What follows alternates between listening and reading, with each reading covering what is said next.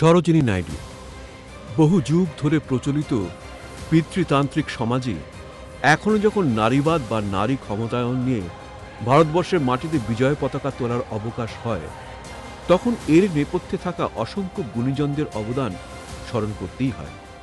তার মধ্যে অন্যতম গুরুত্বপূর্ণ ব্যক্তিত্ব ছিলেন সরোজিনী নাইডু। ভারতের নাইট অ্যাঙ্গেল সরোজিনী নাইডু একাধারে রাজনীতিবিদ, কবি, স্বাধীনতা আন্দোলনের সক্রিয় যোদ্ধা এবং নারী ক্ষমতায়নের প্রতিকৃত।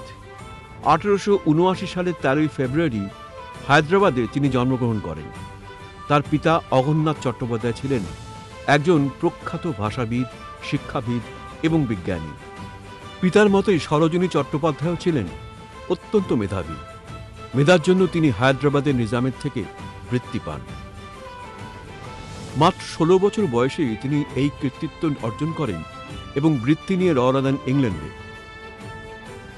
প্রথমে লন্ডনের কিংস কলেজ এবং পরে কেমব্রিজের গির্টন কমপ্লেক্সে তিনি অধ্যয়ন করেন।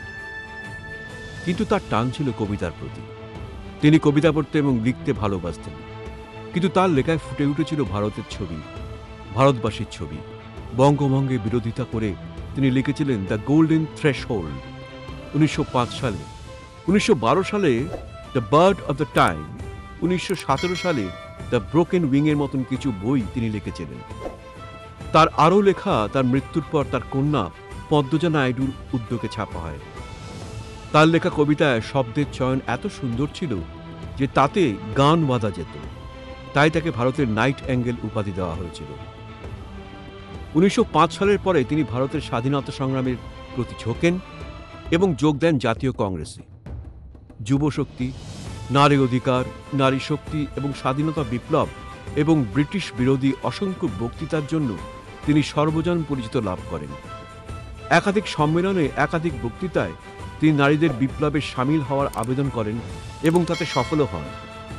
মহিলাদের ভোটাধিকারের পক্ষে তিনি ওকালতির জন্য তিনি 1917 সালে WIA গঠনে সাহায্য করেন।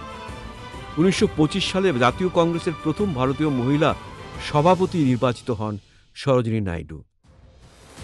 সত্যাগ্রহ, ডান্ডি, অসহযোগ আন্দোলনের মতন বহু স্বাধীনতা আন্দোলনের জন্য বহুবার জেল পর্যন্ত যেতে হয়েছে তাকে। তবুও ব্রিটিশ সরকার তাকে দমিয়ে রাখতে পারেনি। ভারতে প্লেগ মহামারীর সময়কালে তার উদ্যোগে ও কাজের জন্য তাকে ব্রিটিশ সরকার থেকে কায়সারে হিন্দ উপাধি দেওয়া হয়েছিল। তিনি 1919 সালের জালিয়ানওয়ালাবাগের হত্যাকাণ্ডের প্রতিবাদ ফেরত দিয়ে দেন সেই উপাধি।